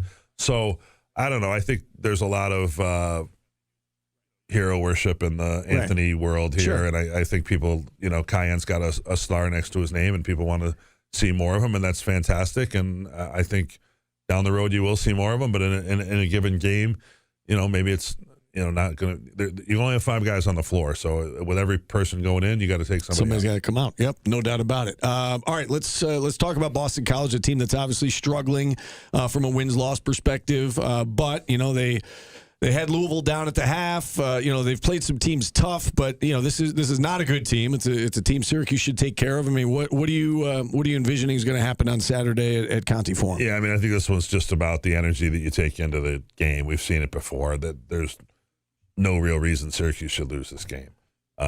So it helps, I think, that it's not a noon game, it's not a 9 p.m. game, and those sort of built-in excuses or concerns are not there. I think you got to go there, make some shots. The crowd will be on your side. It'll be at least a 50-50 crowd for Syracuse, I would think. It's just been a tough go for BC in terms of building any kind of fan following with that. And I would expect that you'll see a strong showing and a fourth win in a row. I want to ask you about the ACC as a whole. I don't know how much you had a chance to watch last night, but some exciting finishes. That namely the SMU half-court shot to beat Virginia Tech. Stanford came back, beat North Carolina late with a couple of big shots down the stretch. You look at the conference standings right now. It seems like there's a lot of these teams that are in SU's position, which they have a resume that they could play their way into the NCAA tournament, or it could go the other way. I mean, I don't know, what would you put the number at? Like 10 to 12 teams that could, they're not going to take 12 teams from the ACC, but 10 to 12 teams that could play their way into a tournament bid. Yeah, it's the middle of the pack, and that's why they play the games, and there's so many of them left. I mean, we still have 3/4 of the conference season to go. I was texting Tim last night as I'm standing there next to the TV waiting for the final seconds of the Stanford-Cal game. This is kind of a year where I don't think you're crying about Stanford not being on the schedule. Of course, I think they're a team that's very different home and road. Yes. And if Syracuse had played them, it would have been a home, I'm sure. But they look pretty decent, and I think they're beating Carolina, they're beating Louisville. Shows that those teams, can be beaten on a given day. I don't think we feel real strongly about an upset of Duke, and certainly Syracuse has to play them on the road, so you're not holding your breath on that one. You got to get the others. So this Virginia Tech game at home next Wednesday night is big. Those are all those swing games. Virginia Tech, Miami, SMU. I wouldn't even count Notre Dame in that category, but that upper middle of the pack, the NC State on the road, would be a great one to pick off. how you perform in those games is going to determine where you fall in the standings. Now you bring up Virginia Tech. Man, they have played nothing but very close games. And they've won 3 buzzer-beating losses in the conference. Right, yeah. Wake, Stanford, and SMU all essentially in the final 5-10 seconds, including the half-court shot last night. They beat Virginia in, I think that was wasn't that the triple overtime? I mean, they've played some really good games, really close games this year, and they're 2-3 in conference. It could be 5-0. What were you going to say, Paul? I was just going to say Miami's sitting at 32 in the net. They haven't played anybody, though, in conference, right? They got Clemson and Florida State before they come to Syracuse. That could be a quad 1 game easily by the time they get here. So, these next two, you get through BC, the next 2 games are huge. Yeah. Miami's beaten Pitt, Wake, Georgia Tech, and Notre Dame. So they still have to prove themselves. Pitt smoked Georgia Tech last night on the road. And, the Lithuanian kid from the Intercitus, the transfer from Iowa State, he's American, but Lithuanian, I guess, background. Hardly played and looked completely overmatched in the Syracuse game on the weekend on Saturday, and he goes out and is a leading scorer for Pitt last night. So that's sports. That's baseball, Susan. Yeah, right. It's a tough conference to figure out. Everybody's capable. I'm not sure everyone in the conference is capable. I'm not sure BC's capable, but most of the other teams are, and it's going to be a dogfight night in, night out. Anything else from you, Paulie? I got one more from the chat because we discussed this before. Good. 9:00 game on the road. Where do you want to be and where don't you want to be? Yeah, when you meet people in one way or another, everybody asks, what's your favorite trip, right? Yeah. And all that. So, and I heard you guys talking about this the other day. It goes without saying, Miami and all that. Yeah. I don't even answer that because that's obvious, right? If the weather's a part of it, so that doesn't even come into consideration. Typically, my stock answer for favorite road trip in the league is Louisville because it's got a little bit of everything. The weather's never too bad. You can walk to the game, which I like. You can walk to bars and restaurants, and still haven't done the Muhammad Ali Museum. That's not far away, but Louisville Sluggers a couple blocks away. Fun stuff like that. So that's the place that we actually do have the 9:00 game this year, right? It's Louisville. If it were at Blacksburg or South Bend, that would be a day that you get more work done. All right, Matt. Panda Express right across the street from the hotel. You're a big fan of the Panda Express. But that'd be what moves it up. I enjoy going on the road, and they're for different reasons. Here we're going to Boston. We stay right in the heart of the action. You can stay indoors if you want and walk to various malls and stuff. There's all kinds of great stuff. If it were Blacksburg, you walk across, there's 2 or 3 fast food choices like that, and you hunker down and wait for game time. Catch up on your homework, or as you know, Steve, you got to do your grading and all that at some point. So drive across the parking lot to the game, right? Yeah, you basically walk to the game, and so that's cool. The hotel itself is nice at Blacksburg. All right, Adrian Autry show tonight at Wildcat. Yes, correct. Okay. Yep. All right, Matt. Thanks for coming in. Surprising us. We appreciate it. 7:00 TK99. There you go. Voice of the Orange, Matt Park joining us. Watch it live. We'll take our final time out. We'll wrap things up next on ESPN Radio.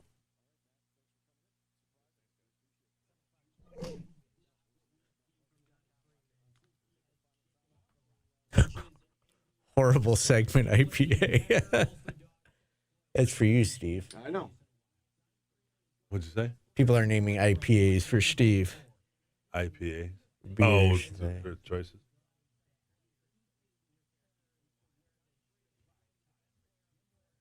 Chair Yoga IPA.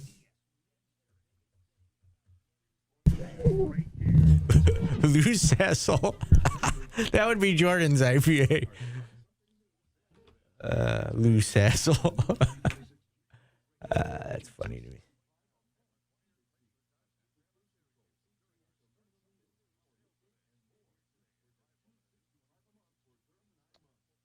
Okay, boys. Thanks, Matt. Enjoy, Paulie. We'll see you. Syracuse 60 in the net without playing. How about the result last night? SMU dropped and Virginia Tech went up. Crazy. But, you guys talk about it every day. It's January. Yeah. The committee's not meeting now. They're not distributing anything. Yeah. So, barring another pandemic, there's not a chance that, if the tournament started today, it's not going to. Right. So that's why there's all these other data points. You All right, you too. See you tonight.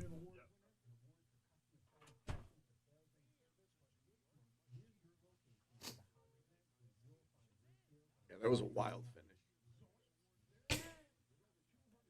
All I could watch last night is I used my phone as a hotspot for my TV. Oh, yeah? I could only watch like old episodes of Beverly Hillbillies and stuff that were available through like live free TV.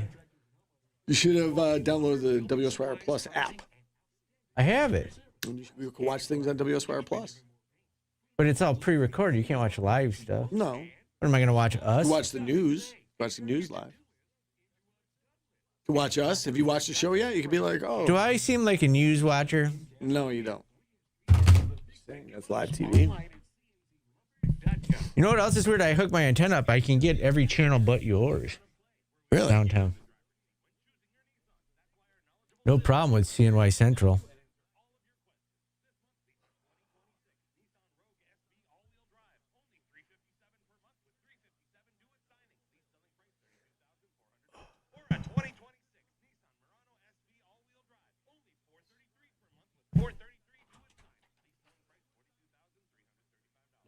Time today, Steve. We got women's basketball. Oh, right. 6 o'clock, yeah.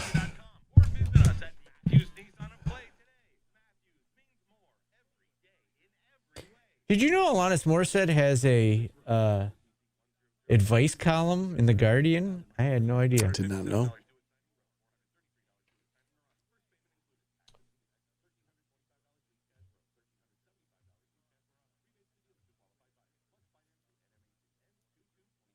A lot of good choices today.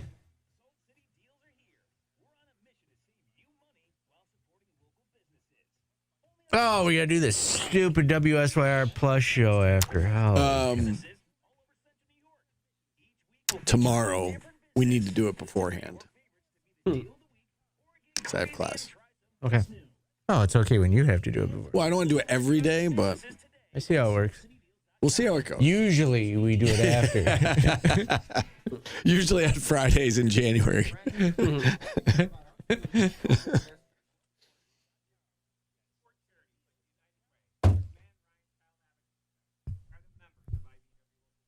Yeah, I'm going to Boston. Probably not going to leave till, I probably won't get in till like 11 o'clock at night. I'll wake up, go to the game, and come right back home. No, I got work to do. Yeah, what's your answer to favorite trip? Favorite trip? I'd probably say Louisville, too. Yeah. There's just so much going on there. Worst is... You been to Louisville, Steve? I hate Boston. Really? I mean, we're right in a mall, and there's a lot going on. It's just so much garbage. It's too much.